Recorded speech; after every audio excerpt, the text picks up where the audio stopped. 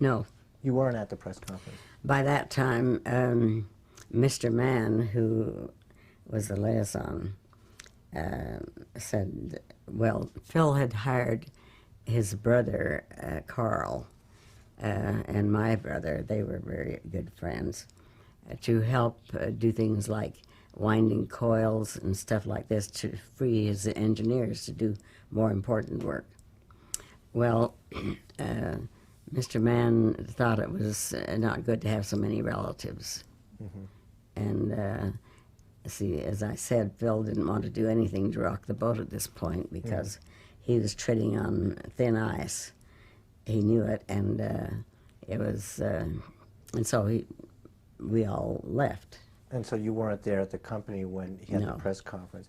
And indeed they had closed the lab. But had they tried to close the lab at some point? They did close it, and they tried to set up in our first floor in San Francisco. You know, there's no basement. It's the first floor, and then the living quarters above. Right. And so that the first floor had the garage and laundry. And so they decided they'd set up, Tobe had some equipment, and you know, the man was representing the radio, the RMA in the West, became very enamored of our system. And when the backing got so precarious, he came to Phil and he said, you know, I'm having a hard time keeping stations from interfering with each other. And one of the ones that was always getting off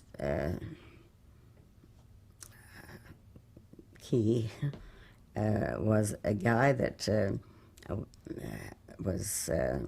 he had some sort of a scam thing. He was holed up in the mountains south of San Francisco. Are you talking about Father Divine? Yes. Uh-huh.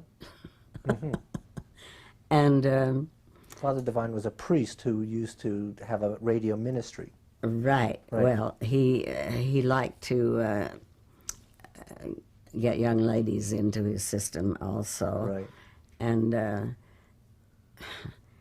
he once propositioned Phil's secretary, which got him a book right to the head. Anyway, Phil says, we need to have somebody that can grind crystals very accurately so we can keep these signals apart. So that was one of the jobs that they were able to do to bring in extra money. So they were doing this work for Father Divine was one of the things that he did to raise some cash to keep the lab going. He was one of their... Now, so you were about to open the lab in your home, but what happened? You were able to keep the lab in San Francisco open or reopen it? Good old George. Mm-hmm. He went to the Crockers and he said, well, in the meantime, W.H. Crocker was the father. W.W. was his son. Mm-hmm. And he was very interested in this, and he'd come by the lab and watch the kids work and all this. And so he had gotten a great respect for Phil and his work, and was a good voice for him there. But where are we going? We're talking about, that's okay. We're talking about keeping the lab open. Open, yes. Well, George came to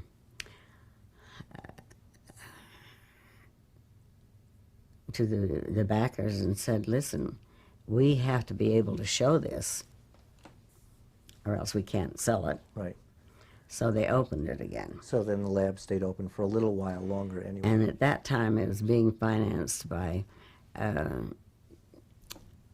well, in 29 they formed a company. Jess McCarter was the president. Mm-hmm. Then they could sell stock. This was Television Inc.? Mm-hmm. Mm-hmm. And they were each supposed to put up the money commensurate with their holdings. Mm-hmm. Well, Phil is the top holder of patents, of stock had to supply most of the money. And so to do that, he had to sell stock. He had to keep selling stock in Yeah. to keep the place open. Oh, we did not talk about the money sign story. Let's put that in there. All right. It was in May of 28. And the backers, young Mr. Crocker had seen it, but the others hadn't. And they were all supposed to come and see a big demonstration. Well, Mr. Fagan had quite often, every time he saw George, he'd say, do you see any money in this thing yet? And George had told Phil about it. So Phil went into the transmitter and was fiddling around, supposedly, and sure enough, Daddy Fagan said, "Farnsworth, when are we going to see some money in this thing?" Phil had painted a $ on a slide, and that's the first thing they saw, was a $. And George says, "There you are." Now, the various public demonstrations that you did were in order to interest people in possibly taking a license. Right. And so one of the people you showed it to was Zworykin, and Zworykin looked at the work that you were doing on the dissector, and that's when he said, "I wish I could do that." The iconoscope is something else. Something else. He was looking at your tube, the image dissector, and said, "I wish I could do something like that." Wish I had done it. Now, you showed it to Lee DeForest? What do you... I'm not sure. I think possibly. But you had to do these public demonstrations to try to get people, so you couldn't keep your work secret, as That's true. other people had. And Phil realized that he was opening a door that was going to maybe crush him, because these big money and with a lot of engineers were bound to catch up with him. Right. Now, at some point you approached Philco. How did that come to be? I guess Philco approached us. Mr. Holland, who was their chief engineer, had heard and read about it, and so he came out, and he was very impressed with it. And he offered to pay the expenses for the lab for a year if Phil would take his crew and go and set them up in a laboratory and a transmitter for television. But they were trying to get around RCA. RCA had the radio industry by the throat. They just were czars there. And David Sarnoff wanted to do the same with television. Well, so Philco put Phil on the top floor, and they were going to put the transmitter on the roof, and no one except the top 3 company people were allowed on that floor even. And so you moved to Philadelphia to operate this transmitter and operate a television system. Was Philco taking a license? Were they the first licensee of the Farnsworth system? I guess they were. And so you made the move from San Francisco to Philadelphia to operate an experimental television system? Yes.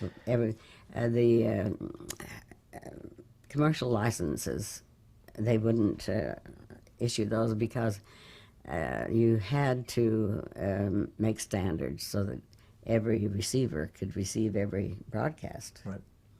And that hadn't been done yet. So you were operating, do you remember the call letters of the Philco W3? W3X. Was the call letters of W3XE, I believe. the call letters of the experimental Philco system.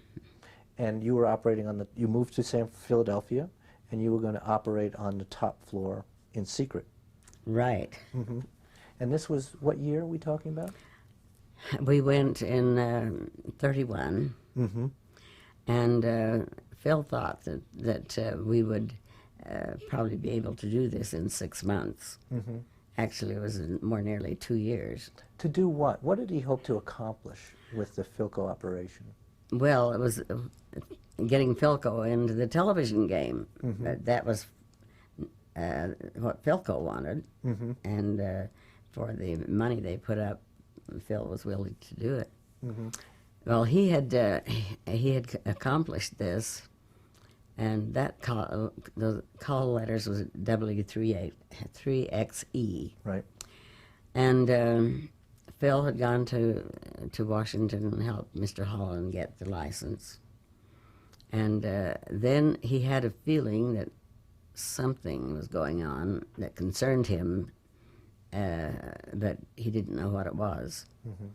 And since he had accomplished what he'd come for, he just pulled his men and the equipment he'd brought out and put it in storage and called Les and George to tell them what he'd done.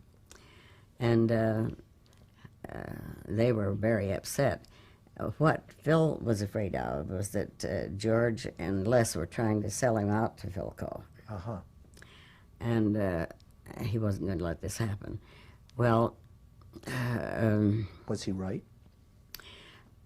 I don't know, because you see, as soon as the Philco transmitter got on the air with a test pattern, see, RCA's Camden crew was just across the river, and Phil had been receiving their test patterns, and so he knew that they must receive his. Well, they did, and RCA were very upset, and they gave Philco an ultimatum: either you drop Farnsworth or we won't renew your radio licenses, which was death knell, because they really controlled radio and anything electrical to build. So Philco dropped Farnsworth. Well, this was what Phil sensed, and he pulled out. So before Philco dropped him, he dropped them, in effect. Yes. I see. And so what did they do once he pulled out? Was this when they set up another company? Did Phil set up his own company at this point? Phil, when he called George and Les and Jess, Jess hit the ceiling. He had a short fuse. And Phil had told him that headquarters were on the East Coast, not the West, and he had to be there to keep track of what was going on. So Jess said, you bring the men and the equipment and come to San Francisco on the next train. Phil said, no, I won't do that. He said, if you don't see things the way I do, then maybe it's time for us to part company. Well, George and Jess hit the next train. Of course, there were no planes cross country yet. And when they saw that Phil was immovable on this, they said, well, see, he had 6 men. There was 5 men with him. And Jess said, well, you'll have to start out with just you and Cliff and Tobe, because we can't have any more expense than that. So Phil thought, well, you know, if that's the way it is, but his men were so loyal, and they'd put in such heavy hours and been so loyal to him. It was very hard for Phil to do that. But he created a new setup with those men. Yes. Under a different company. And this was this on Mermaid Lane? Yes. What was the address on that? 127. Mermaid Lane. And Phil set up a new company, or was it no, it turned out that they wanted to still be in it, so this is the Eastern Division of Television Incorporated. Of which Phil owned what percent, would you say? Well, by this time, I guess maybe he was down to about 30% or something like that. And the goal of the Philco of Television Inc. on Mermaid Lane was what? Again, to perfect the system and... Uh, you see, when Phil had his first press conference, he was about 20 years ahead of the group. But by this time, they were gaining on him. Right. And so he knew he had his work cut out for him, but he was determined to keep his own identity. But by this time, you had been issued a patent. Oh, for not one patent. several patents, many patents for the television system. You own the system, basically. Well, a company. Company owned the system. And so he was perfecting the system even further and hoping to sell a license at this point, or what? Oh, yes. See, what he wanted to do is bring television to the public. Right. And RCA, of course, they were sitting pretty because they could sell radios and other equipment to keep going. The same with Philco. But Phil had television, and so he was very much in the press at that time, from the time he first had his press conference. And he told them that television was as ready for the public as radio was when it was released, and it should be released. And it was, at this point? No, everyone working in it got experimental licenses. But you see, in England, the BBC had set up the post office department set up the BBC. And they had a lot of problems because of the fact that their standards weren't right to begin with. So the group here decided that standards had to be set. So finally, it was 1940 that they got around to having meetings on setting up the standards. Well, RCA by this time had a pretty good picture going, but one thing that I didn't know until Al Abrams wrote his book was that the camera tube, the image dissector that's working and seen in our laboratory, he'd had his people at Westinghouse duplicate.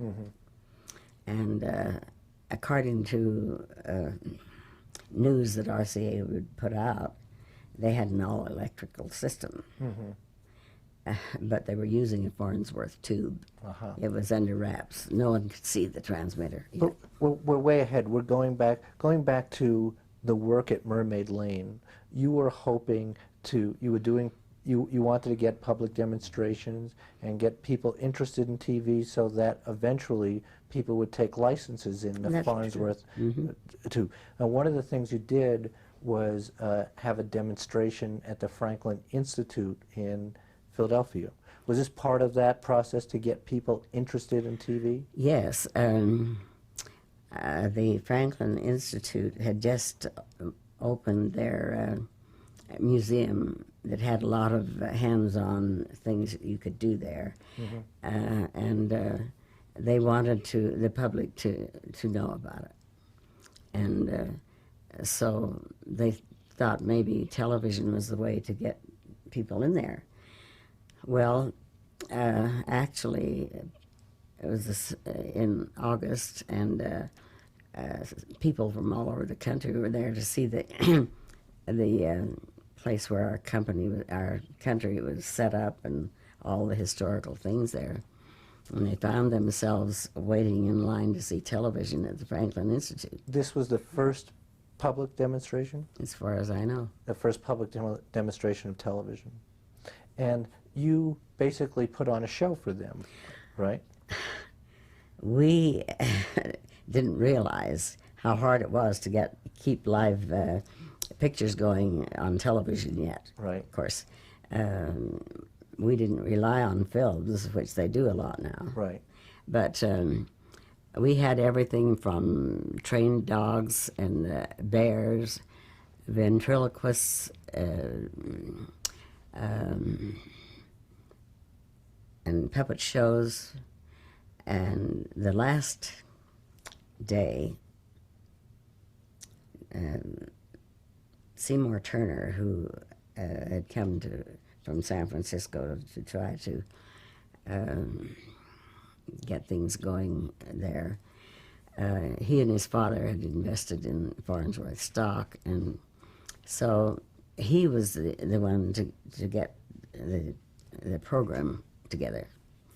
And so he had a nightclub come and do their floor show. Wow. Well, Dr. Barnes, who was head of the technical part for the Institute, and Howard McClanahan, I guess he was the president, came to see this, and he said, I never thought the state-old Franklin Institute would ever come to this.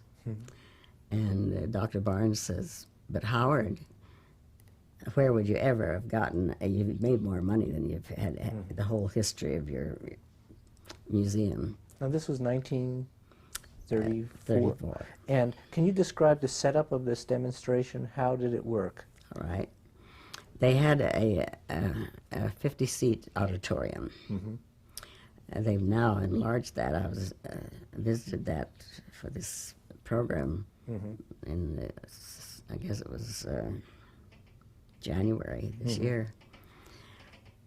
Anyway, they had this auditorium, and outside of that was a space that he could set up his camera tube, and then they took the camera out on the lawn, set up an impromptu stage where they could do boxing and other sports things. And the people would be inside the auditorium watching these events that was set up outside. Right. There were always crowds outside too, waiting to see television. And then they would also take it to the roof. And there was one clear night and a full moon, and Phil turned it on the moon, and that got more of a response from the public than anything. These reporters, the headline was the moon sits for its first portrait or something like that. And so inside the auditorium they could see the moon on television. So what was the people's response what was the response in the audience to television? Do you recall seeing them and hearing what people would say? Yes, they were, it was magic. And actually, television at that point, we had a picture, the picture tube was about like this. And so that they could see it quite well because this is graduated seating. And they had to change the program every 15 minutes to take care of the crowds. Wow. And so the people in this 50-seat auditorium were looking at a picture that was maybe 12 inches by 12 inches. And they were amazed by what they saw. Very much so.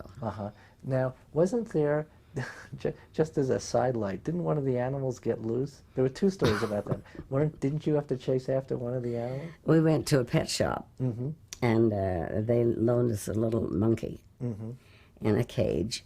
And Phil's brother Lincoln came with me, and he was, in those days, cars had running boards, Well, he had the cage sitting on the running board and holding it. And this was a narrow alley, and I got too close to a post, and it rammed the cage, and the monkey got out. Well, we were chasing the monkey. The policemen were chasing us, and crowds were having a whale of a time.